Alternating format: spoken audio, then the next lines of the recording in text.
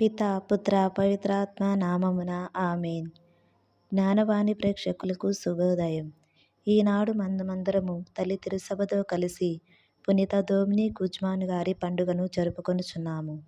వీరు స్పెయిన్ దేశ గురువు, డొమినిక్ సభ వ్యవస్థాపకుడు, మతసాక్షి. పునీత డొమినిక్ గుజ్మాన్ గారు స్పెయిన్ దేశంలో కాపిల్ పట్టణంలోని కలరు యోగ గ్రామంలో క్రీస్తు శకం 1170లో జన్మించారు.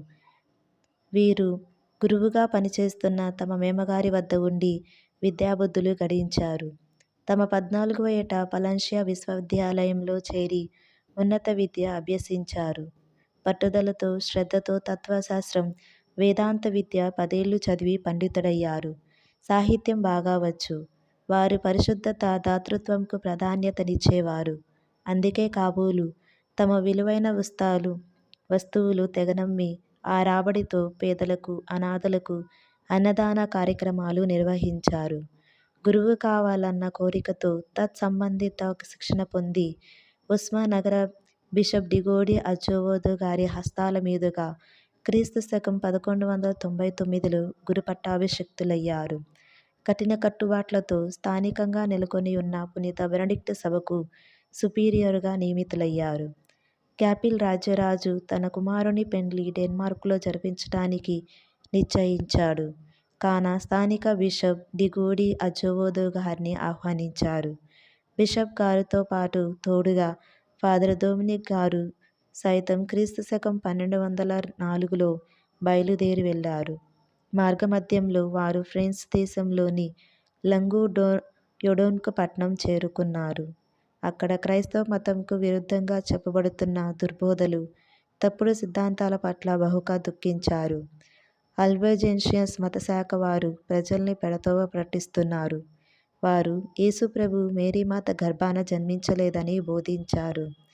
ఆ రోజు రాత్రి డొమినిక్ గురువర్యులు అట్టి అపమార్గం పట్టిన ఒక ప్రముఖ వ్యక్తితో సంభాషించారు.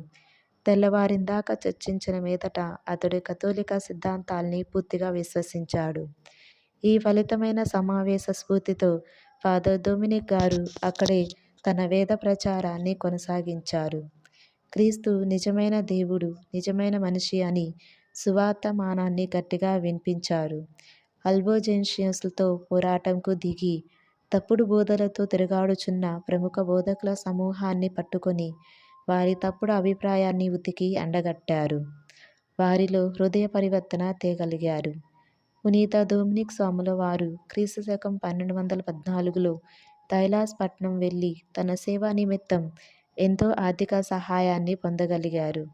క్రీస్తు శకం 1215లో 4వ లటోరస్ కౌన్సిల్ సమావేశాల్లో ఫలవంతంగా పాల్గొన్నారు. తనదైన శైలిలో కట్టుబాట్లు, నియమావళి రచించి డొమినిక్ మతబోధకుల సభను స్థాపించారు. వీరి సభలో పురుషులతో పాటు మహిళలు కూడా ఉన్నారు. పవిత్రత, నిరాడంబరత ప్రధాన వ్రతాలుగా స్వీకరించారు. క్రీస్తు సత్యవేదాన్ని చాటటం, కథోలిక వేదంకు ఊతంగా ప్రబోధించటం ప్రారంభించారు. ఈ సభ తైలాసు పట్టణం కేంద్రస్థానంగా తమ సేవలు కొనసాగించారు.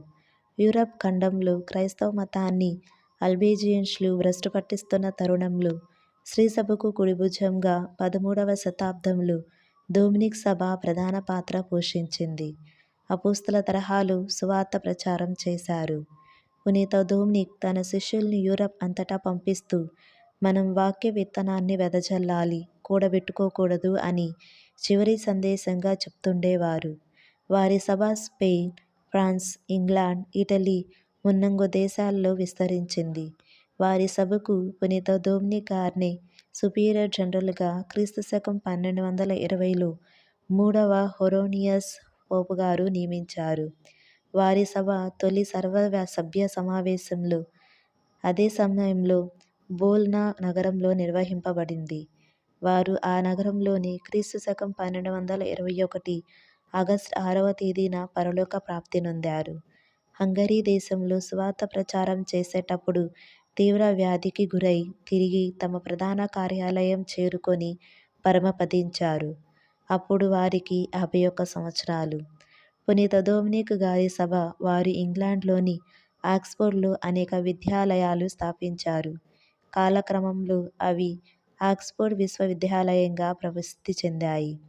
అవిశ్రాంత ప్రయాణంతో సువార్త ప్రచారం చేస్తూ పునీత డొమినిక్ గారు 1,00,000 మందికి పైగా అవిశ్వాసుల మనసు మార్చారు. జపమాల శక్తిని విస్తృతపరిచారు. అనేక అద్భుతాలు చేశారు. చనిపోయిన ఒక వ్యక్తిని సజీవంతో కూడా లేపారు. కావున ప్రియమైన సహోదరులారా, సత్యమందు ప్రేమ, కర్తవ్య నిర్వహణయందు పట్టుదల, పాపాత్ముల ఆత్మల రక్షణ యందు కనికర, కృషి, దృష్టి మనందరకు ఉండాలని ఈరోజు పునీత డొమినిక్ గుజ్మాన్ గారు ప్రభు సహాయాన్ని మనకెల్లప్పుడూ తోడుగా ఉండాలని మన యందు ప్రార్థన చేయాలని కోరుకుందాం. ఆమేన్.